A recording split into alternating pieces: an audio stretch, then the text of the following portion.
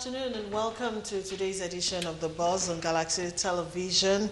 It's Tuesday afternoon, the very last day in the month of July. It's great to be here on the show again as we discuss issues trending on social media. My name is Patience Belukafo. I welcome you to this program. Well, we have guests with us on the program this afternoon, and they're already here in the studio. Just in case you're wondering why I didn't introduce my regular partner, Alero. For those who didn't watch yesterday, I did mention that my partner is away on sabbatical. Watch, I don't see it, I don't know, but then it's a lead one of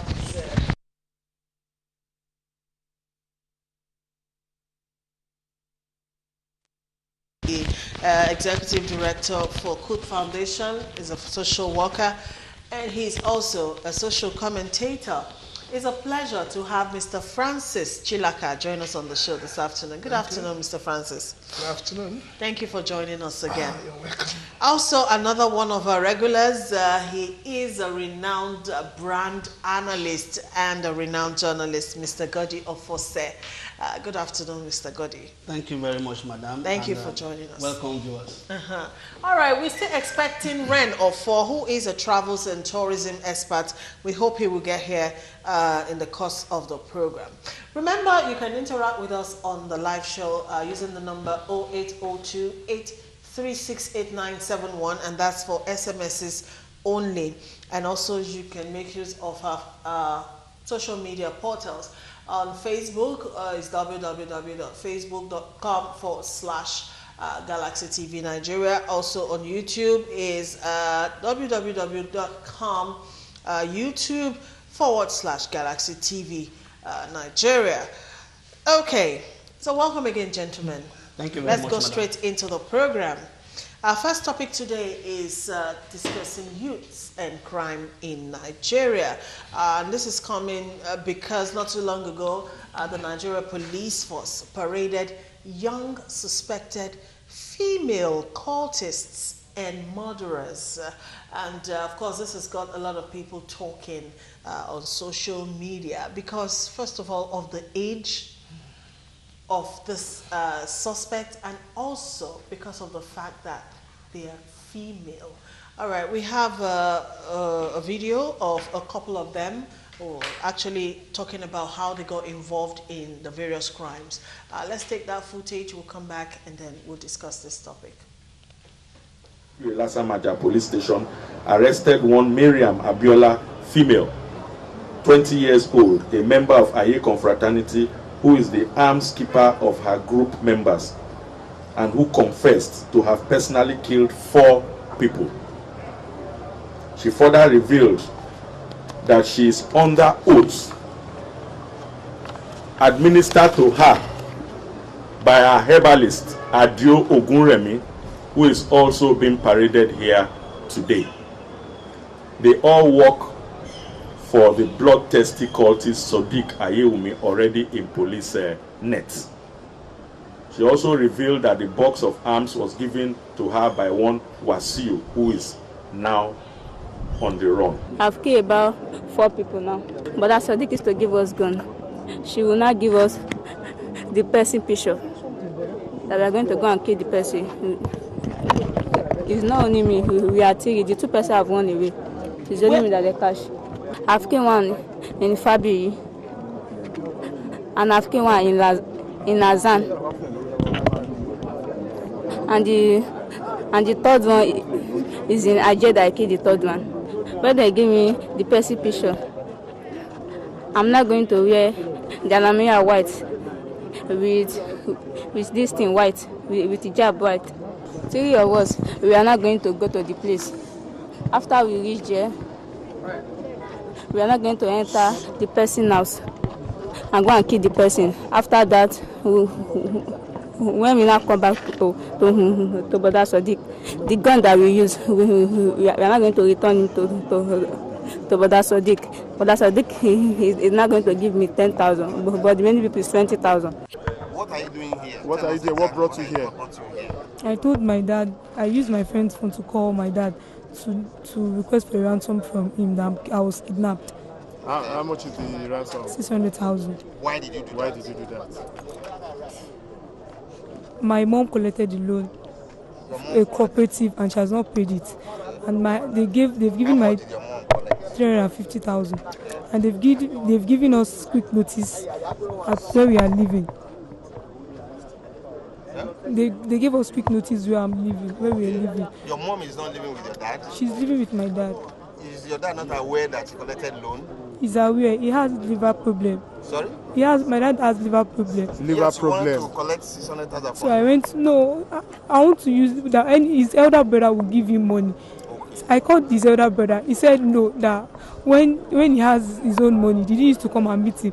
He said no, that since when my sister has died, that he should just please bear. He said no. So, and I called my dad that maybe if my daddy called him, he should be able to give him the money since they are blood brothers. Okay, so what you did was to save your dad? To save my family. There's nothing I want to use the money for. Where I was working, they didn't pay me my salary. What were you? Bet Niger. How did you think come about kidnapping? What No, kidnapping to fetch that money? No, it's not to kidnap. Since I just called my dad. Maybe the first person in my mind that is going to call is his brother. Then after his brother, his mom does not have anything. The houses he has, they have already sell it. I have glaucoma. I'm an ulcer patient, and him also. So what did you do to collect this 600,000? Why did you choose to dupe your father? I don't do That's what you are saying. Did you choose to hope to collect the 600,000 from your father's elder brother? Yes. So why did you not contact him? I called him. He didn't answer me. No, while you were being kidnapped. I called him. What's your name? Fellow Agubanji. Because he used my phone to call her daddy. That's the only thing. But you assisted in calling the daddy. No, she's the one that made the call. How many times did she use Two. the phone to call you? Two. How much was she demanding from 600,000. It's when I got to police station they explained everything to me that's what she has been doing. you? Were you not there when she was using your phone? No, she just asked me that, "But do you have call card?" I said yes, and I give her. She went outside, far away from me, to go and receive call. When my daddy come to the police station, exactly the same thing I said. That's what my daddy said, because that's what she told them at home, at my family side. 20 years. What are you related to her? No, I'm not related to her. So why did you not No, she said she was kidnapped from Rakure. That the next place she knows she can come is my place. My mom now said that she should just sleep till the morning, that she'll give her 1,000 naira to go back to her family, not knowing that she's doing this. Does it mean you didn't know her? Ask her. So why did you not contact? She deleted everything immediately. I don't know. So how did you meet her? Church. You met her in the church? Yes. Does she attend the same church with you? Yes. She attended the same church with you? But you say you don't know her. No, from 6 months ago. That means you have known yourself before. 6 months ago, yes.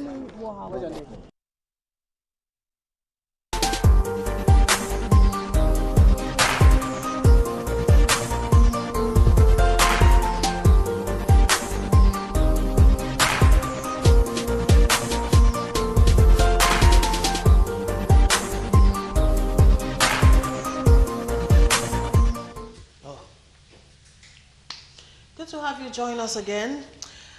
0802-836-8971, that's the number to use. SMS only. All right, Mr. Godiofose and Mr. Chilaka, we've seen the videos of those very young girls, you know, actively involved in this kind of high caliber crime. Let's discuss this, because already social media has done justice to these videos.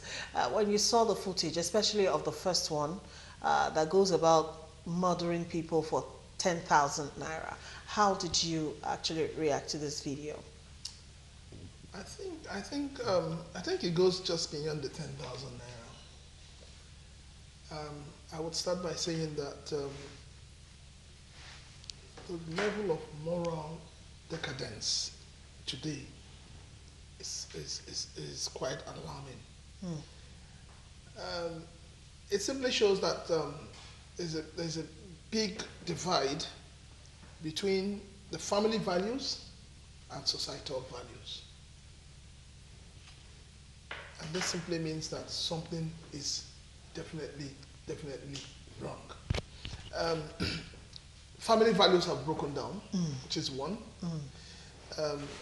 Societal values are gone. Educational system is thrown into the gutters. Our churches, where we're supposed to fall back, are also not doing what they're supposed to do. So you find out that it's now like dog chop dog in the society. And then I'm asking myself, is it that the human life has completely lost its value, or that the human life worth is only 10,000? I mean, this is not the first time we're hearing, people going out to assassinate people for 10,000. We've heard people who say they do it for 5,000. All you need to do is just point and give them a picture, and they do it. So I think there's something systematically wrong with our system. And it also dovetails into the kind of leadership we have. A leadership where there is no accountability. A leadership where nobody is held responsible for their actions. Because these young girls were recruited by some people. Now, the police has done a good job. They've arrested them and they've showcased them to the public. But that's where it ends. Before you know it, tomorrow, they're on bail. Somebody high in society will come and bail them. All right, let me throw this to Mr. Gordy. Now, the fact that they are young and they are girls, does that worry you? Of course. I think it worries me a whole lot. And it's quite unfortunate that the girls who supposedly the class of people that could evoke empathy, show love, are the ones getting involved in all of this. It is so unfortunate that we are only getting to arrest these children and not finding solutions to ending it. Like Chilaka said, societal values, family values, most importantly, peer pressure. It is very key. And because family, religious groups are failed in their own duty to educate, to teach young people how to live a good life.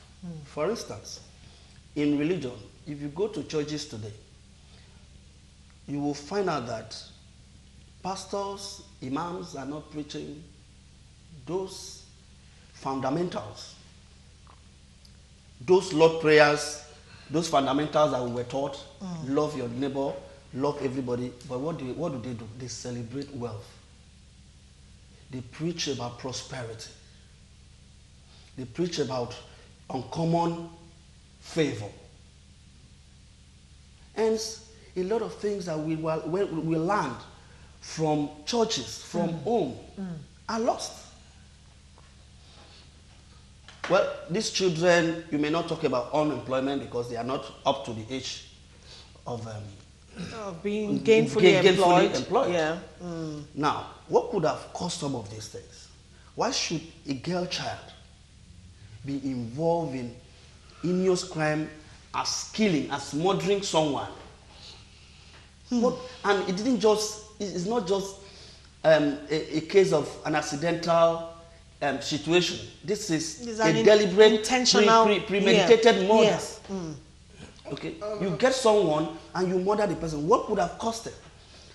That child has a father, has a mother. Now, perhaps she will leave home for a while. She will not be at home. The mother will not look for her. The brother will not look for her. The father will not look for her. And she has enjoyed that freedom, that quote and unquote freedom, for long. And she could carry on with that act for too long. I'm happy you brought that on, because if you watch the first video, from the beginning, the girl was talking about leaving home, leaving her parents who are in Abeokuta and coming to Lagos where she knew nobody. You understand? So I'm happy you brought on that issue of even a child leaving home and parents not even, bothered about what's going on with them. I think it's time we all sit down as adults and define who is a cultist.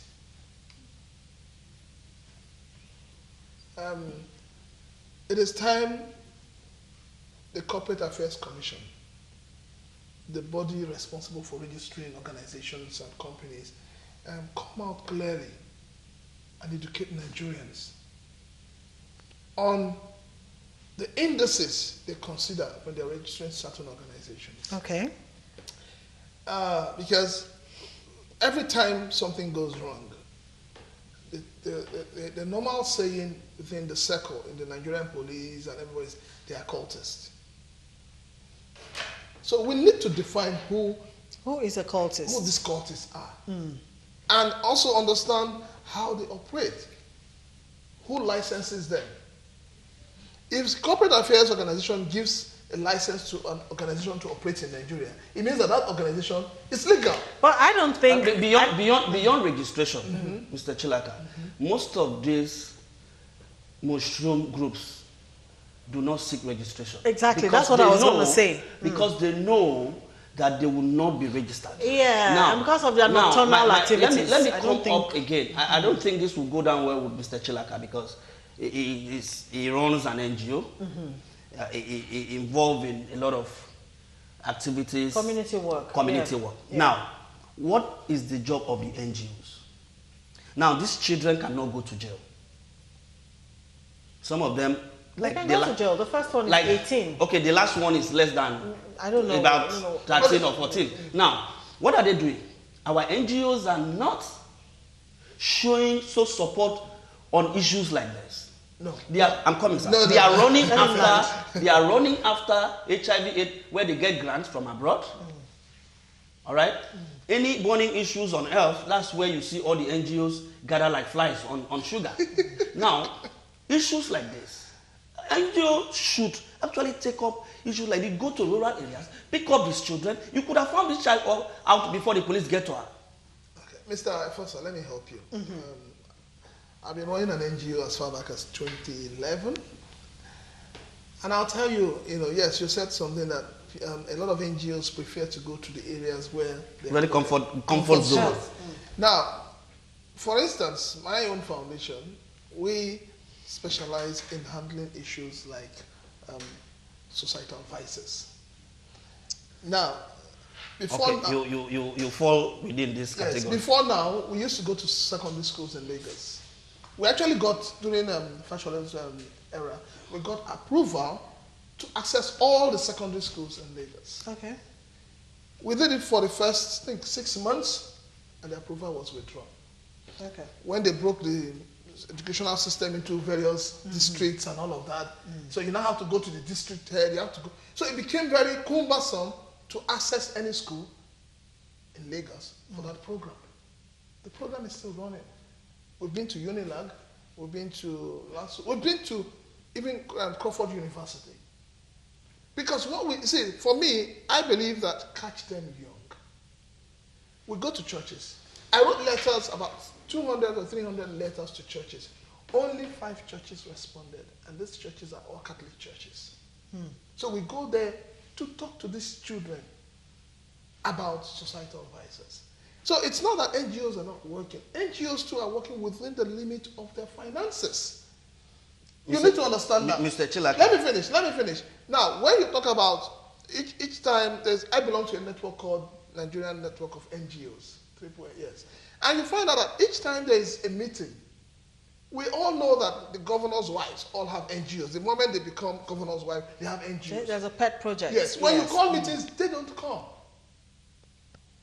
Those are not EFCC will come to smaller NGOs to ask you to come and register for this, come and do this. They don't do it to these big NGOs. So you find at the end of the day, the smaller NGOs are tied up. They really can't move. Thank you so much. What I'm trying to say in effect is this. It's not just the problem of NGOs. Of the NGOs. Because I'm not saying it's one of the problems. No. NGOs, don't forget that. It's not the key problem. No, NGOs are charity organizations. They're individuals like you and I Yes. It's supposed to be non-profit. Yes, you and I can wake up tomorrow and say, we're going to run an NGO on this direction. Yes. Exactly. Yes. So we need to understand that, first of all, we need to be sincere with ourselves. And the sincerity is that family values have been thrown to the gutters. Okay. Mr. Chilaka, what I'm trying to say, madam, let me just take this in. What I'm trying to say is that, you see, it's not just about NGO doing work. If NGO, this also should be a guilty party for the NGOs because they couldn't do their job. And it's not just these 2 children. There are several of them on the street. Yeah. And most of them are not in school. So you may actually not get them in school. I get your line of reasoning. You may not get them in the school. You may actually get them, okay. You may actually get them under the bridge. You may actually get them in the ghettos. Right? So NGO should, school is a good platform, but they should also do a bit more. Who is NGO? Let's even come to that. Listen. No. You register an NGO. Yes. You are a social worker. Yes. So it's just like in Nigeria today, that whatever went wrong in our democracy, they will call journalism. Journalists are not doing investigative journalism. Okay, can we not make this about Mr. Chilaka? Because no, I am talking about NGOs. Let's not make this about him. But I get what you're saying, Mr. Godi.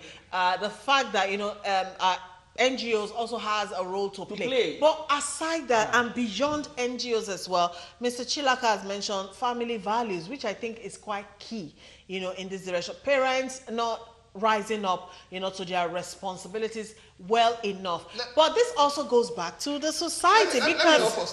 Go ahead. I remember when I was growing up, in secondary school then, you can't come back from school with a pen that does not belong to you. Yeah. As in, first and foremost, as you're dropping your bag, my mom is searching through it, my dad is searching through it.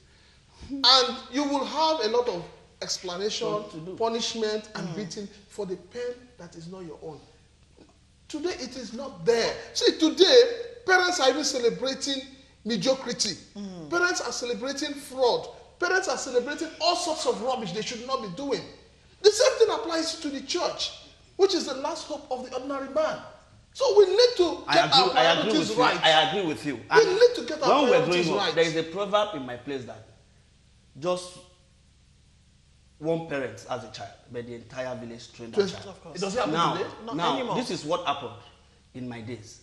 If I misbehave, my father is not there. An elderly person that saw me misbehave would punish me, correct me, and come back home and tell my father or my mother, this is what this boy did. And they will also correct me at that point. Now, you see, parents, you cannot even correct a child, somebody's child. Even in school. And the mother will ask you, is it your child? If he's spoiling this thing, is it your thing? So all those things have gone wrong. We have now become a silos. We now build silos around ourselves and put ourselves, we don't relate with other people. Other people's problem are not our problem. We see our problem as our own problem. That's why Nigeria it goes beyond what we are talking about now to the larger society. Do you understand? Now, you see somebody else being robbed, and you want to shout. Your mother asks you, is it your house? Keep quiet. Will you keep quiet? But it wasn't like that. In the days, in my village, you dare not steal somebody's property. You will be chased down and you'll be beaten. I am not encouraging beating anyway, but that was the way it was a deterrent for other people not to do those things. Okay. Well, finally, I want to say this. I want to say that I believe so much in education of the girl child. I believe in promoting the girl child. And I believe that parents must learn to bring their girl childs closer. What we've noticed is that the girl childs are revolting. And in the process of this revolution, they are pushed to their peer groups, who now begin to. I know a lot of I know a lot of young girls who do not, whose parents do not even know when they first had their first menstrual. Yes, a lot of them, because a lot of parents don't even care what their children do these days. And this, we need to also break from this notion of is a boy child, is a man. We need to put them at par and help them guides them. Teachers, churches, we need to come down from our high horses to the level of this. Okay. All right. And at the end of the day, nobody mentioned government in this discussion. And I did mention the government. The government, you see, I did. Every failed government, you always see things like this. In every failed environment, in a government that is failed, that does not give young people something to look forward to. You see, you begin to misbehave when you have nothing to look forward to, when you have no future. That's what a future simply means that something to look forward to. Like hope. Beyond hope, because you see, hope is an elastic. It gets to its limit. And if what he has expected is not there, it comes back. You understand? So, government must also not about police. If I were police, I won't parade these children. I won't parade them. What are they doing to rehabilitate them? Who are those behind it? They have not mentioned. You see, at the end of the day, you find out that these children were just influenced by their peer group who moved a bit further, and because they got to this point, they have an elastic limit and decided to move ahead of their peers, those who taught them. All right, let's look at the reactions of our viewers to this topic. Adegoroye from Ibadan says, where social safety net is not available to the masses, especially the teeming youths, crime is bound to rise. Emmanuel from Kaduna says, it's so unfortunate, but the possible areas to look at are the parental upbringing, religious morals, peer influence. Finally, the government still has a role to play in the economic situation, because sometimes depression and frustration lead youth to crime. Ola from Oshogbo, contributing to the issue, the girl claimed to be kidnapped. If investigation is well done and she's not guilty of the offense, the family has to be assisted and the girl has to be guided. Appeal to our so-called politicians to do normal to avert crime because it's caused by poverty. The girl has already admitted she kidnapped herself, because she wanted a ransom of 600,000 that her father does not even have, but she thinks that the father's brother, who is wealthy, who raised the money, whatever. One of the reasons why we need to, that's what they call, that's why I like Equara State. They came up with what they call shared prosperity. You see, I don't subscribe to stinginess in the family. You see, I believe in sharing. If, you see, they should have allowed that girl to extort from that uncle. Why? Because, look, Mr. Godi, let's not put that thought on national TV, I beg of you. All right. A lot of youth commit crime in Nigeria because they lack parental care, while most of them need fast money. Too ambitious. Again, laziness is another factor. Government assistance towards empowering the youth will also help. Another one from Osita in Enugu State. I want to talk about crime in Nigeria. It's only in Nigeria you see youth with degree doing nothing. How do leaders think they will do? What they will do is to join any gang or, I'm paraphrasing, or society. Our leaders are deceiving the followers. Look at where some of our leaders stolen millions of naira and security. Anyways, let us change. It goes on and on and on. Yeah. Well, it's a very unfortunate. I mean, it broke my heart seeing innocent young girls, so in depth into crime in that way. God help us. All right, let's move on to the next topic, which is on the federal government school feeding program. The federal government claims it is feeding 8.5 million children every day, every school day, under its school feeding program across the country. The gesture was aimed at not only reducing the pressure on families to provide food on the table for their children, but also improve learning outcomes and improve the health of the children. All right, this next report we're about to see was put together by UNICEF Nigeria, on the school feeding program in Osun State. Let's take a look at that footage. We'll be back to discuss. A It's lunchtime in Oshogbo in Nigeria's Osun State. These grateful primary school students are saying a prayer of thanks before tucking into a lunchtime meal. The result of an innovative program supported by the state, Federal Ministry of Education, and UNICEF. Called the Homegrown School Feeding and Health Program, it helps boost enrollment, keep nutrition rates up, and provide extra business to local cooks, farmers, and suppliers. It also enhances the school-home community relationship as mandated by the National School Health Program and directly empowering the community. These cooks go to the market each school day to purchase ingredients for the meals. The difference is very clear. Looking at them from the head, from the body, their teeth, everything shows that there is a good difference. Due to the help of this program, this free feeding, we have retention in schools. The children, they are ready to complete their education. The parents coming to school with their bowls in their hands that, excuse me, my baby is sick, my child is sick, he cannot come to school today and I've come to collect the meal for her. The parents are very happy. They bring in their children. They bring them to us because of this food. The initiative started in 2006 and has now been scaled up statewide. It's the hope of UNICEF officials that other states in Nigeria will follow the lead of Osun State.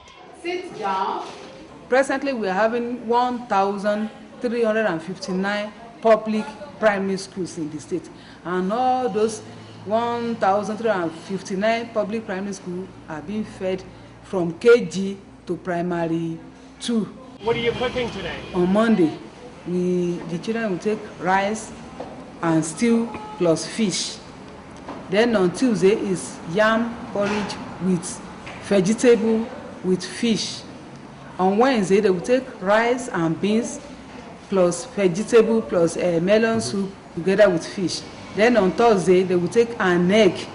It's an egg per child together with mashed maize and beans. Then on Friday, and still on Friday, they will take ordinary rice plus fish plus vegetable. Really, academically, pupils have improved. Their thinking faculty has improved.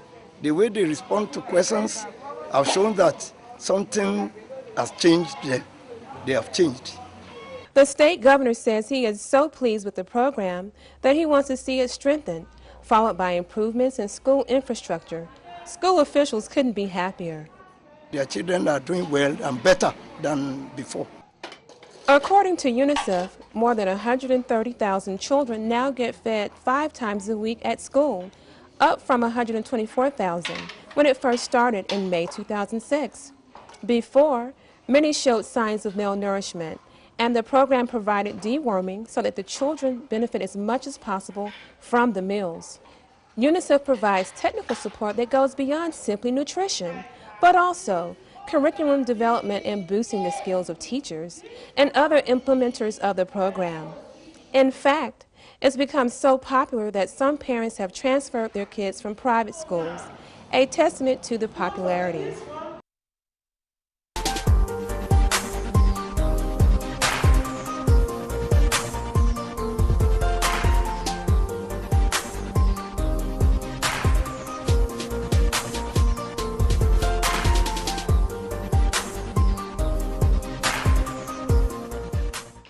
Welcome back. Okay.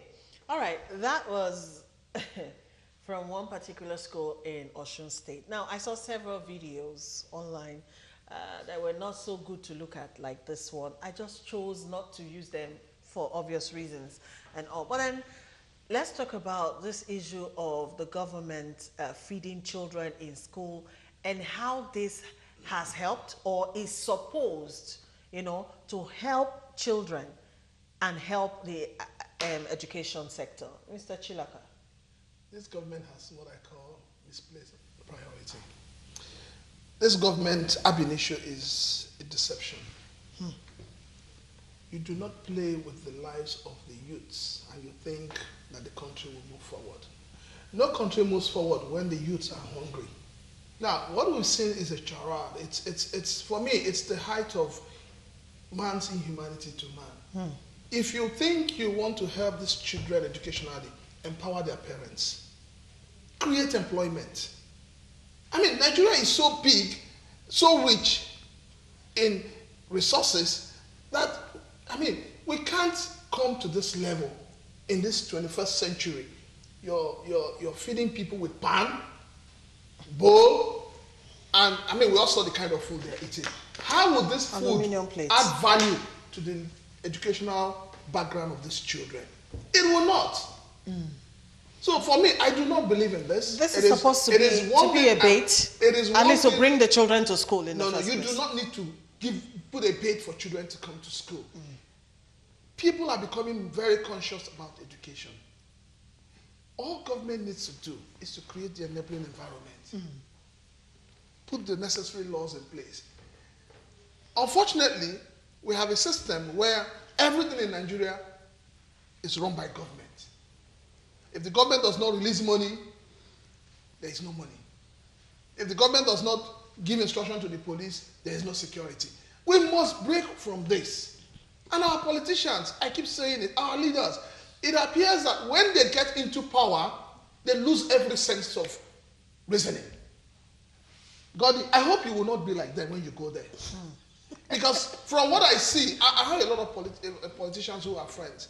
The moment they get into power, it's like there's this injection they give to them. There's a shift. That they just become a different person entirely. Okay. So I don't believe in this, and I think that it is high time the government stop deceiving people and stop this. Because some people are somewhere making money out of this. Mr. Agadi, you don't like the fact that, that at least some children are actually being promised or are getting a meal per day? I think it's not totally a bad project. I think where I have a problem is that federal government shouldn't do that kind of projects. Those projects are supposed to be done by local government. It's not a federal government project. Federal government has not completely overhauled the educational system and make it rich. See, in Nigeria, we have the last research that they did said about 1,000 Nigerians are in Togo University, Benin Republic rather. Yeah, not American University. Udegbe. 1,000? Yes. Now, you can imagine that Nigerians are now going to Benin Republic to go to school. When you say 1,000, I'm worried about that figure. No, I mean, it's just because a lot of people that live in Lagos, and for some of us, for some people, for some obvious reason, they will not send their children to Togo school. What I'm saying is that figure is higher. It's higher. It's higher than 1,000. That's what I'm saying. Oh, that's the research that I got. That's the number that I got. I wasn't the one who did the research. Maybe where the one you read, maybe you read it from social media. Higher than 1,000. Okay. But you see, it's not totally a bad project. But for me, it's a misplaced priority by the government, by the federal government. That report came from Osun State. Obviously, that report is a commission report. Yeah, okay, that wants to make a larger than life impact out of that shambolic food that they gave to children. That thing cannot nourish children's brain. They cannot nourish children's brain. So what you have done, like Mr. Chilaka said, I believe that government will even do more by creating jobs, empowering the parents. For the parents to take care, because this food is just once a day. Every school day. So what happens Saturday and Sunday? Or like now they are on holidays. So what are you doing? So whoever that come up with that kind of project didn't do justice to what we stand for. You see, those are the things that we continue to say, that the government are dehumanizing us, making us look like we are animals. We are not. Let me even add. Let me even add, Godi. Have you taken time out to visit any of the public schools in Lagos to see the way the students dress? Most of them don't even have shoes, sandals. Some of them don't even have complete uniforms. I see some. They look like they didn't even take a bath. And then you're talking of feeding. I mean, it's like everything around Nigeria today is all about food. It's all about food. We have so much to do. There's so much to do that needs to be done. I don't know why the government keeps trying to do what if I talk, he will say I run an NGO. Civil society should do. Yes. Yeah. Yes. That's what like an NGO should do. Yes. It's not government. Yes. That's what the local government should engage a local NGO who understand the people, who understand the environment, who understand these children. Not only feeding, at some point you have the opportunity to talk to them. If I may contribute, it's not even supposed to be a project that you expect commendation for. If you get what I mean, feeding of primary, elementary, let me use that, elementary school children is part of the package that comes with being in the school in the first place. Go to South Africa and other African countries. Do you understand what I'm trying to say? It comes with a package. It's an expectation. Let me help you. I went to a missionary school, St. George's Primary School in Falomo, and I'll tell you, it was run by missions. No, I mean, the food we were eating, because of the food, because of the nutrients, because of how tasty the food is, we don't even like Friday to come, because we know that, yes. You know, but what we see today is sickening and heartbreaking. I would say, and I keep saying it, this program should be stopped. This amount of money that government is channeling towards this, use it in that community. Create source of livelihood for the parents of these children, and you will see a big difference. You know what worries me about this school feeding program? Like you said, Mr. Goddy, it's not entirely a bad thing. Yes. But then it is one of the campaign promises of a particular party being delivered, isn't it? Yes. So when we go into another administration, and you know that we have a history of lack of continuity, if you know what I mean. So the other administration will scrap this. So we're going back again. Like the federal government has already scrapped the Amajiri school. Exactly. Okay. You see, those are the things that are not sustainable. Are we even aware that we're being left behind? I don't know. You know, you see, I was we are being left. We are in a generation where people are discussing robotic engineering, where robots are taking over from human beings, and we're discussing food. I had a discussion with someone this morning over the Zimbabwean elections, and he mentioned that, look, that he has not seen any food buying and all of that in Zimbabwe. And I said, look, Zimbabwe has the highest level of literacy in Africa. Yes, they do. They do. And do you know why these people will continue to do this? They know those children at the end of the day will drop out. It's a deliberate act to make them perpetually be their servants. Okay, let's look at the viewer's point of view on this. Kayode from Sokoto. This is not what we want from them. Empower the parents. How many of their children can use those plates? Government, please stop deceiving us. This one says, I'm yet to get any school feeding program in the East, not even in Imo State, which has APC in government. Perhaps someone is pocketing the money, or is a policy to alienate the people of the region by this government. The federal government school feeding program is a good policy. Let it be extended to Adamawa State. It means a lot of us, the ordinary citizens who are living, it means a lot to us, ordinary citizens who are living from hand to mouth. Usman Jimeta sent that one in from Adamawa State. The school feeding program is a welcome development, but empowering the parents of these kids will be more appreciated than just feeding the kids. Kanu from Calabar sent that one in. Please, federal government have to equip schools educationally, not feeding. Parents should take care of feeding of their children. Confidence from Abia State. Send that one in. I think the federal government should stop deceiving themselves with their so-called feeding program, which is being misplaced or used as a campaign strategy. I mean, if they really care for these children, let them empower their parents and leave the rest. Lastly, Joel from Ife. Government wants people to thank them. School feeding is going on in Ghana primary and secondary schools. But you don't hear the government talking about it. Like I rightly said. Because it has become a culture. It's part of the package that comes with you. Whoever that comes in, continue with it. Now, what I also wanted to point out is that the government said 8.5 million children. Can they now come up with the statistics and show me those children in the states that they are fed. Now, give us a breakdown. Yes, that's 8.5 million children a day.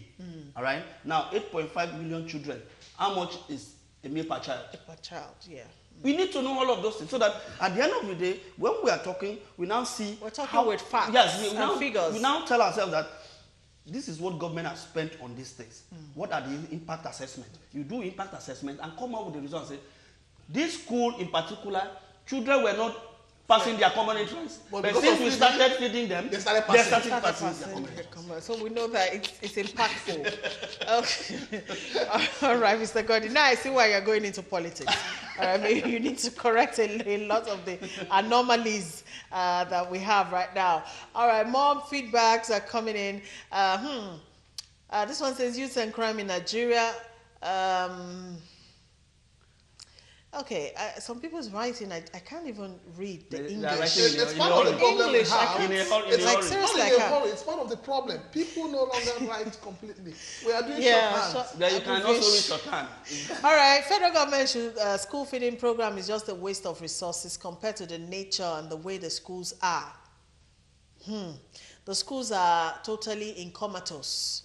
They need urgent attention. The money which the federal government is spending is better used to rehabilitate the schools. From Evangelist Adewonyo Lodger from Oshun, it's seriously pathetic and discouraging that Nigerian politicians always embark on white elephant project instead of paying salaries and empowering the parents of these children to cater for their wards. Note, this materialistic is a short-term project.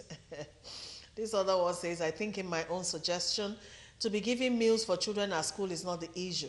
Let the government provide jobs and a lot of things that can help the society. Aminu Shehu from Owo in Ondo State sent that one in. This feeding program is a shameful idea.